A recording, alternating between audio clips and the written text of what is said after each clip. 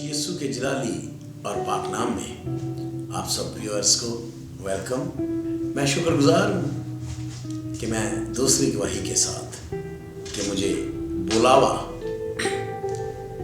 किस तौर से दिया गया वो मैं पेश कर सकूं।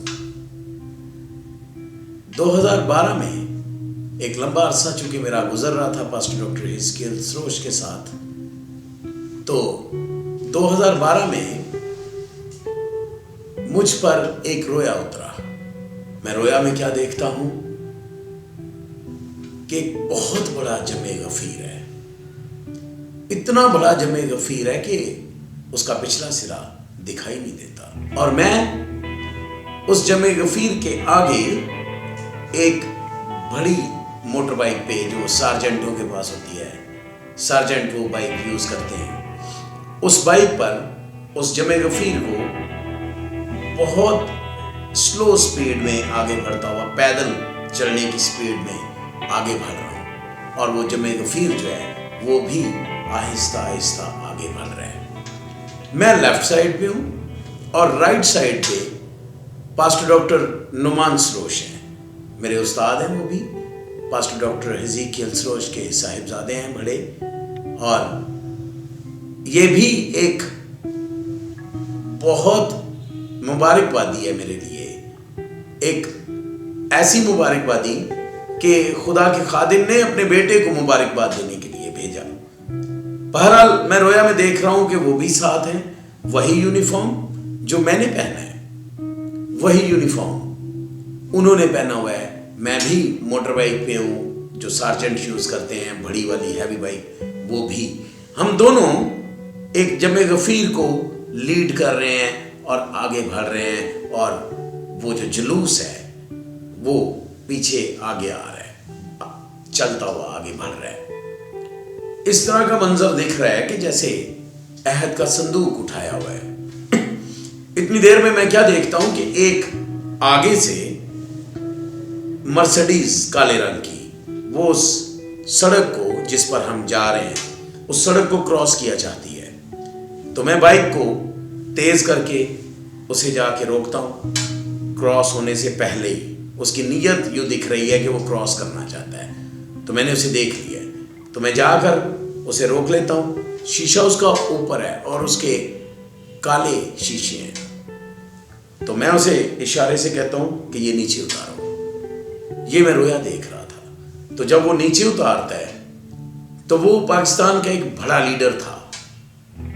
तो मैं उसे कहता हूं कि तुझे शर्म नहीं आती कि बादशाहों के बादशाह का जुलूस यहां से गुजर रहा है और तू दरमियान में से गुजरना चाहता है, रास्ता काट रहा है, वाजिब यह है कि तू ठहरा रहता। तो वो शर्मिंदगी से अपना सर नीचे झुका देता है। तो मैं फिर वापस आ जाता हूं अपनी जगह पे, वो रुका रहता है। जब मैंने ये रोया देखा तो मैं उठ गया और खौफजदा हो गया, डर गया कि मैं तो एक कारोबारी शख्स हूं, मैं एक बिजनेसमैन हूं। क्योंकि इस दौरान 94 से लेके 2012 तक मेरा जो क्लब था वो 1998 में 1998 में मैं उस बिजनेस को मैंने ख़त्म कर दिया और नया बिजनेस शुरू हो चुका था मेरा, जो कि इलेक्ट्रॉनिक्स का था। मैं लीज किया करता था motor bikes, TV, fridge, AC, इस तरह की चीज़ें। तो वो भी बिजनेस कुछ खुद ही हो रहा था, खुदा का कोई मंसूबा था उसमें कि मैं नहीं जाया करता था शोरूम पे ज़्यादा, मैं बहुत कम वक्त दिया करता था। तो मैं पास्टर डॉक्टर हिजकियल सरोज के साथ अपना वक्त ज़्यादा इस्तेमाल करता था। तो 2 दिन बाद, 1 दिन बाद या 3 दिन बाद मैं शोरूम पे आया करता था। मेरा बिजनेस काफ़ी इंक्रीज हो चुका था उस दौरान। जब मैंने रोया देखा, मैं एक लीडिंग पोजीशन में था। ये लाखों की जो गिनती है, थोड़ा इससे ऊपर वाली गिनती ज़्यादा मिकदार में थी। तो यूनाइटेड मोटरसाइकिल इंडस्ट्री का मैं ऑथराइज डीलर था।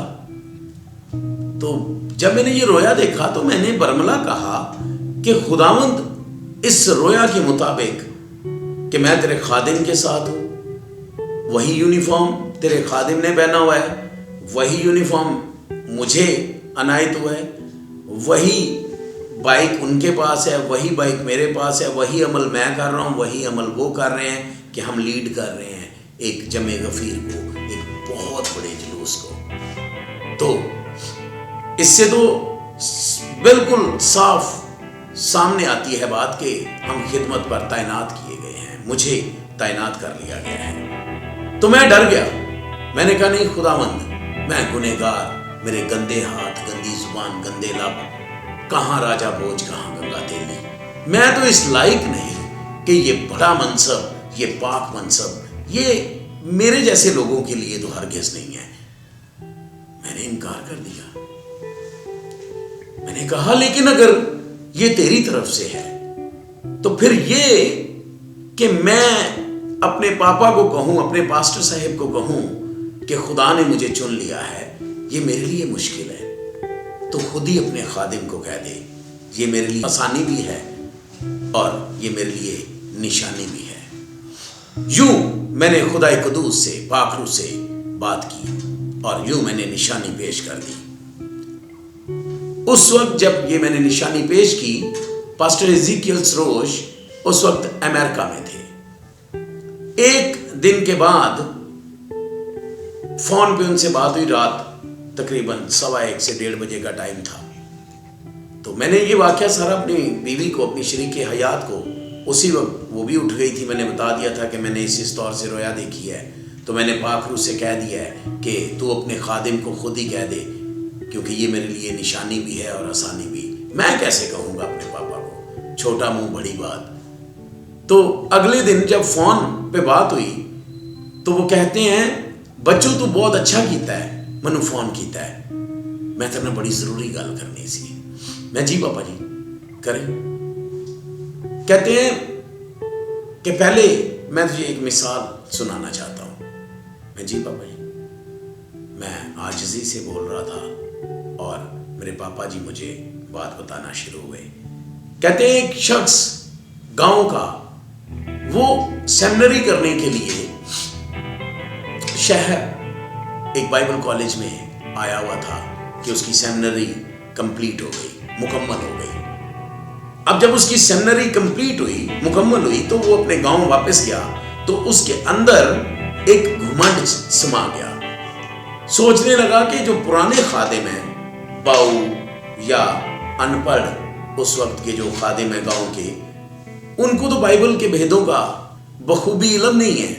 وہ مجھے بتانے لگے کہ بیٹا وہ جو شخص تھا, وہ لڑکا, اس میں یہ گھمنڈ سما گیا کہ میں تو چونکہ میں نے بائبل کے بڑے بھید سیکھے ہیں, میں نے بائبل کو مکمل طور سے بڑے مستند مصدقہ قسم کے استادوں سے بائبل سیکھی ہے, تو اب میں جب گاؤں میں جاؤں گا تو وہ جو ان پڑھ پادری ہیں, باؤ مناد, ان سے میں بہت اچھی بائبل سناؤں گا, تو لوگ جانیں گے کہ بھئی واقعی باؤ پڑھ کے آیا ہے تو میرا بڑا نام ہوگا. اس میں یہ گھمنڈ سما گیا. تو یہ سٹوری وہ مجھے سنا رہے ہیں. میں حیران تھا کہ مجھے کیوں سنا رہے ہیں, مجھے نہیں معلوم کہ کیوں سنا رہے ہیں. کہتے ہیں کہ کچھ دن گزرے کہ کچھ لوگ گھر آئے اور کہنے لگے اس لڑکے سے جو پڑھ کے آیا تھا بائبل, جس کا کورس مکمل ہوا تھا, اس سے کہنے لگے کہ ہم نے ایک عبادت رکھی ہے, تو ہم نے چاہا کہ کیوں نہ ہمارے جو باؤ جی ہیں وہ پڑھ کے آئے ہیں, تو بائبل سیکھ کے آئے ہیں, تو ہم ان سے کلام سنیں, تو کیا آپ ہماری کنونشن میں کلام سنائیں گے؟ تو اس وقت وہ شخص کہنے لگا جی میں سناؤں گا کلام, میں نے اسی لیے تو بائبل سیکھی ہے, میں سناؤں گا آپ کی کنونشن میں کلام. وہ دن آ گیا جس دن کنونشن تھی, تو جناب جو سیکھ کے آئے تھے کلام, جن کی سیمنری کمپلیٹ ہوئی تھی, میرے پاپا مجھے کہتے ہیں کہ جب انہیں بلایا گیا کلام سنانے کے لیے, تو وہ بڑی اکڑ کے ساتھ, بڑے گھمنڈ کے ساتھ, اپنی اونچی آنکھوں اور اونچی گردن کے ساتھ, اکڑی گردن کے ساتھ مذبح پہ چڑھا, سٹیج پہ آیا, مذبح پہ گیا اور کہنے لگا کہ میں تو آج بس میں نے پھٹیاں ہی کھیڑ دینی ہیں, میں نے تو آج ایسا کلام سنانا ہے کہ لوگوں کی آنکھیں کھول دینی ہیں۔ تو جب مذبح پہ گیا کلام سنانے کے لیے تو کہتا ہے بہنوں اور بھائیوں آپ سب کو مسیح میں سلام۔ اس دوران اس کے گھمنڈ کی وجہ سے خدا نے اس کا کلام چھین لیا تھا، اس کے پاس کلام نہیں تھا، خالی ہو چکا تھا، اس کو معلوم نہیں تھا۔ جب اس نے کہا بہنوں اور بھائیوں مسیح میں آپ سب کو سلام، آگے اسے کوئی لفظ ہی نہیں مل رہا تھا۔ تو پھر اس نے اس بات کو دہرایا کہ مسیح میں آپ سب کو سلام۔ جب دوسری دفعہ دہرا دیا، آگے پھر کوئی جملہ کوئی لفظ نہیں ملا، تو تیسری دفعہ دہرانے کی بجائے کہتا ہے میں آپ سب سے معافی چاہتا ہوں، میرے پاس کلام نہیں ہے۔ اب میں سوچ رہا تھا کہ پاسٹر ایزیکیل سروش میرے پاپا مجھے یہ سٹوری کیوں سنا رہے ہیں؟ بہرحال میں سن رہا تھا۔ تو کہتے ہیں جب اس نے یہ کہا ہاتھ جوڑ کر کہ میرے پاس کلام نہیں ہے، اور شرمندگی سے سر نیچے کر کے وہ سیڑھیوں سے، اسٹیج کی سیڑھیوں سے نیچے اتر رہا تھا، تو نیچے جب اتر رہا تھا تو دو عورتیں دور کھڑی اس کو دیکھ رہی تھی۔ تو اس کو آواز دی بیٹا ادھر آؤ۔ گیا، وہ ان میں سے ایک بزرگ خاتون نے پوچھا کہ بیٹا کیا بات ہے، آپ نے سر کیوں جھکایا ہوا ہے؟ تو وہ کہنے لگا کہ ماما جی کیونکہ میں کلام نہیں سنا سکا، میرے پاس کلام نہیں ہے۔ تو شرمندگی اس بات کی ہے کہ میرے پاس کلام نہیں ہے، مجھے کلام کے لیے بلایا گیا ہے، تو میں بڑا شرمندہ ہوں اس وجہ سے کہ میں کلام نہیں سنا سکا، میں سر جھکائے ہوئے ہوں۔ تو اس وقت اس خاتون نے کہا کہ بیٹا جب آپ سٹیج پہ گئے تھے آپ کی آنکھیں اونچی تھیں، آپ کا سر اونچا تھا، آپ گھمنڈ میں مبتلا تھے۔ جب جب آپ سٹیج پر اونچی آنکھوں اور اکڑی گردن کے ساتھ جاؤ گے، تب تب آپ شرمندگی اور ندامت کے ساتھ نیچے اترو گے۔ تو جب آپ سٹیج پر سر جھکا کر جاؤ گے تو پھر فخر سے سر اٹھا کے آؤ گے، کیونکہ خدا کا کلام آپ میں سے گزرے گا، اور اب بہت سے لوگوں کو کلام اس کا سنا کر بہت سی روحوں کو اس کے گلے میں شامل کرنے کے کام آؤ گے۔ تو یہ بتاتے ہوئے پاسٹر صاحب مجھے کہتے ہیں کہ بچو اے میری گل پلے بن نہیں، جدوں جدوں تو سٹیج تے جانا ہے اپنا سر جھکا کے جانا ہے، تیری آنکھاں چانسو ہون کہ میں گنہگار کس پاک مقصد لے چنیا گیا۔ گویا وہ مجھے بتا رہے تھے کہ تجھے خدا نے اپنے کام کے لیے چن لیا ہے۔ تو میں یہ باتیں سنتے ہوئے سکتے میں بھی تھا اور سن بھی رہا تھا، اینالائز بھی کر رہا تھا۔ تو مجھے کہتے ہیں کہ سرافین کا ہے، میری بیوی کے بارے میں پوچھتے ہیں۔ تو میں نے کہا پاپا جی ساتھ ہی بیٹھی ہوئی ہے، میری گل کرا۔ سرافین سے انہوں نے بات کی، کہتے ہیں سرافین پتر تیریاں تے موجاں لگ گئی ہیں، شفقت میں خدا نے اپنے کام لئی چن لیا ہے، کیونکہ میں نعمان صاحب نوں اور شفقت نوں ایک کوئی جگہ تے دیکھ رہا۔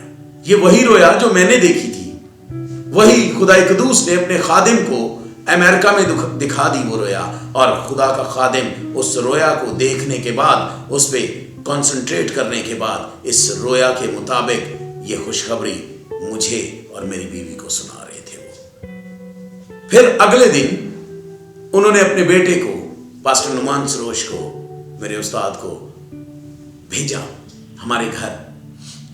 بھائی نعمان آئے میرے کمرے میں، بالکل دروازے کے درمیان کھڑے ہو گئے۔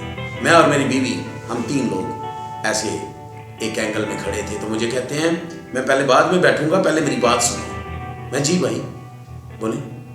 کہتے ہیں شفقت میری گل ایک دھیان نال سنو۔ ابو جی، یعنی کہ پاسٹر ایزیکیل سروش، ابو جی اس طرح کی بات جو میں نے ابھی آپ کو بتانی ہے، اس طرح کی بات کرنے سے پہلے 100 دفعہ سوچتے ہیں، پھر وہ اپنے منہ سے یہ بات نکالتے ہیں۔ تو میں جو تجھے بات بتانے جا رہا ہوں، اس کو ایزی نہیں لینا، اس کو سنجیدہ لینا ہے۔ تو میں نے کہا نعمان بھائی میں تو پاپا جی کی ہر بات کو سنجیدہ لیتا ہوں، آپ بتائیں۔ کہتے ہیں شفقت ابو جی نے منو بھیجا مبارکباد دین لئی کہ شفقت نو خدا نے اپنے کام لئی چن لیا ہے، وہ چنا گیا ہے، خدا کا کام کرنے کے لیے. تو میں یہ خوشخبری دینے کے لیے آیا ہوں. میں نے نعمان بھائی کی یہ بات سنتے ہی میں اور میری بیوی ہمارے آنسو نکل رہے تھے آنکھوں سے کہ نشانی یہ رکھی گئی تھی کہ تو اپنے خادم کو خود ہی کہہ دے. تو خدا نے اپنے خادم کو یہ بتا بھی دیا, یہ دکھا بھی دیا, اور اپنے بیٹے کو انہوں نے مبارکباد دینے کے لیے بھیجا کیونکہ خود وہ امریکہ تھے. اس طور سے مجھ پر یہ بھید کھلا کہ میں خدا کے کام کے لیے چنا گیا ہوں, کیونکہ میرا بزنس بہت انکریز کر چکا تھا. تو میں انکاری تھا اس وجہ سے کہ بزنس بڑا سپریڈ کر چکا تھا. تو میں کیسے بزنس کو چھوڑ کر خدا کے کام میں آؤں, یہ بڑا مشکل تھا میرے لیے. اگلا مرحلہ میں نے پھر ایک نشانی رکھ دی, وہ نشانی بھی پوری ہو گئی. چونکہ دوسری نشانی کے پورے ہونے کے بعد میرے پہ کندہ ہوتی جا رہی تھی بات کہ اب میں خدا کا کام کرنے کے لیے ہوں. تو میں نے ایک تیسری نشانی چالاکی کے ساتھ رکھی, کیونکہ میں اقرار کرتا ہوں کہ میں لالچی اور جمع تفریق کا ماہر بزنس کی دنیا کا شخص تھا. تو میرے اندر یہ بات تھی کہ میرا بزنس نہ جائے, جو خدا نے مجھے کام دیا ہے کہ میں اس کے خادم کے ساتھ ہوتا ہوں, ان کی خدمت کرتا ہوں, چرچ کا کام کرتا ہوں, یہی کافی ہے. تو تیسری نشانی میں اس سینس میں رکھ رہا تھا کہ کسی طریقے سے میں بچ جاؤں, مجھے کلام سنانے سے رہائی مل جائے اور میں بزنس کرتا رہوں, کیونکہ بزنس بہت بڑھ چکا تھا. لیکن چونکہ وہ چالاکی والی نشانی تھی, مجھے اس پہ بہت گرج چمک کے ساتھ بادلوں نے بول کر, اس دن سین یہ تھا کہ جب میں گھر جا رہا تھا یوحنا آباد سے والٹن کی طرف, تو جگہ جنرل ہاسپٹل کے پاس میں پہنچا تھا, شام 7:30 کا وقت تھا. تو بادل گرجے مجھ پر اور گڑگڑاہٹ بڑی شدید تھی. اس گڑگڑاہٹ میں آواز آئی کہ تو نامختون میری آزمائش کرے گا. یاد کر جب تو 10 سال کا تھا, یہ ایک ایسا واقعہ تھا جو میں نے اپنے آپ کے علاوہ کسی سے ڈسکس نہیں کیا تھا. میں 10 سال کا تھا تو ایک واقعہ چھت پر میرے ساتھ ہوا تھا. وہ واقعہ صرف اور صرف میری روح کو پتا تھا اور مجھے پتا تھا. تو پاک روح خدا نے بول کر واقعہ یاد کرایا, اور وہ واقعہ یہ تھا کہ میرے گھر کے پیچھے ایک معلم تھے, وہ عربی میں خطبہ دیا کرتے تھے. تو وہ خطبہ جو دیا کرتے تھے وہ مجھے عربی میں ٹرانسلیشن کے ساتھ یاد ہو جاتا تھا معجزانہ طور سے. تو میں سمجھتا تھا کہ پتہ نہیں میں بہت شارپ ہوں, بہت ذہین ہوں, شاید اس لیے مجھے یاد ہوتا ہے. تو میں نے یہ کسی سے آج تک بات نہ کی تھی. تو پاک روح نے جب کہا کہ یاد کر جب تو 10 سال کا تھا, اور آگے یہ ساری بات کہی, تو میں تو ڈر گیا. اور سچویشن یہ تھی کہ جب بادل گرجتے تھے تو گڑگڑاہٹ اتنی شدید ہوتی تھی کہ میں سمجھتا تھا کہ آج تو میں مرا ہی مرا. اور لفظ جب میرے کانوں پہ پڑتے تھے وہ پہاڑوں کی طرح بھاری لگتے تھے, اور آواز ایسے تھی جیسے بہت سے سمندروں کا پانی ایک ہی لہر کی شکل اختیار کر لے, اور اس لہر کی جو گونج ہو, اس گونج میں یہ آواز مجھے سنائی دے رہی تھی. اور اس آواز کو میں برداشت نہیں کر سکتا تھا. یہ برداشت کرنے کی بھی قوت اسی نے دی ہوئی تھی. تو اس دوران جب میں بائک پہ تھا اور سن رہا تھا, میں نے اپنے ہاتھ اوپر کر لیے اور میں نے کہا, خداوند مجھے معاف کر, میں تیرا نوکر حاضر ہوں, میں تیرا نوکر حاضر ہوں, خداوند مجھے معاف کر دے. میرے زاروں قطار آنسو نکل رہے تھے اور میں رو رہا تھا اور ہاتھ میرے اوپر تھے. اس دوران میری موٹر سائیکل کون چلا رہا تھا میں نہیں جانتا. میں تقریباً 1 کلومیٹر تک یا اس سے بھی تھوڑا سا زیادہ اسی رونے میں اور اسی کہنے میں گیا, خداوند میں تیرا نوکر حاضر ہوں, مجھے ایک دفعہ معاف کر دے. میں تیرا نوکر حاضر ہوں, میں تیرا نکما نوکر حاضر ہوں, مجھے معاف کر دے. میرے آنسو زاروں قطار بہہ رہے تھے اور میں برملا اونچی آواز میں کہہ رہا تھا. بائک کوئی اور چلا رہا تھا, مجھے نہیں پتا فرشتہ یا پاک روح, लेकिन चला कोई और रहा था कि जब मैं पैकेजेस फैक्ट्री के पास पहुंचा तो वो जो वजन था, वो जो भारीपन था, वो जो गरज चमक थी, वो माकूफ हो गई और सब कुछ हल्का फुल्का हो गया। फिर मैंने अपनी बाइक को, उसके हैंडल को पकड़ा और मैं घर आया।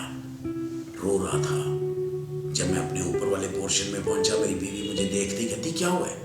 मैं कुछ नहीं हुआ, तू जल्दी कर, मैं बच के आ गया हूं। आज मैंने मर जाना था, मैं बच के आ गया हूं, तू आ चले पापा जी के पास। उसी वक्त उसने बस जूता पहना, मेरे ख्याल है 4 या 5 सेकंड का टाइम उसने लिया और हम लोग चर्च चले गए पापा जी के पास। जब उनके कमरे में मैं घुसा ही हूं तो मेरा सलाम सुनने से पहले मुझे कहते हैं कि बच्चू तैयारी कर ले, मैं तेनू यूहन्नाबाद पास्टर मखसूस करना है। मैं जो बताने गया था वो शायद पाक रूह ने उन्हें पहले ही बता दिया था। और उस वक्त जब उन्होंने कहा था, कमरे में 2 लोग और भी थे, एक भाई सजाद थे और एक उनकी मिसेज बाजी अनीला।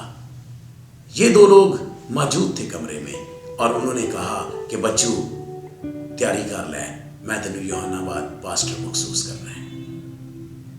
मैं खुदा के इस बड़े काम को सुनते और समझते हुए खामोश हो गया। अपनी बीवी को कहा चलो आओ चले। पापा जी को सलाम किया, बाहर निकले उनके कमरे से, चर्च में आए। चर्च के मज़बा पे दोनों जाकर रोए, आंसू बहाए, बहुत रोए। फिर मैं अपनी अहलिया के साथ घर आया। अगले दिन मैंने अपने शोरूम को ताले लगा दिए, उसको बंद कर दिया और खुदा का काम करने के लिए अपने आप को पेश कर दिया। यूना अगर तरसीस को भागेगा तो फिर जहाज से उतारा जाएगा और मछली में डाला जाएगा। फिर मछली उसे उस जगह पर ले जाएगी जो यूना की मंजिल है। अगर मैं बिजनेस नहीं छोड़ता तो फिर मेरे साथ भी कोई ऐसी सख्ती होनी थी कि शायद मैं इस दुनिया में ना होता। बिजनेस छोड़ना, कारोबार को बंद करना मेरे लिए लाजिम हो चुका था।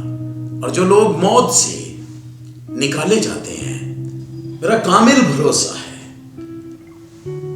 कि वो लाखों को बचाने का काम करते हैं। मौत से बचने वाले, मुझे भी मौत से निकाला गया है। मैं मौत से निकला शख्स हूँ, जिंदगी की बातें करता हूँ। यूना मौत से निकला था और उसने एक बड़े शहर नीनवे को बचाया था। उसने मुनादी की थी, मैं मुनाद होने के लिए चुना गया हूँ।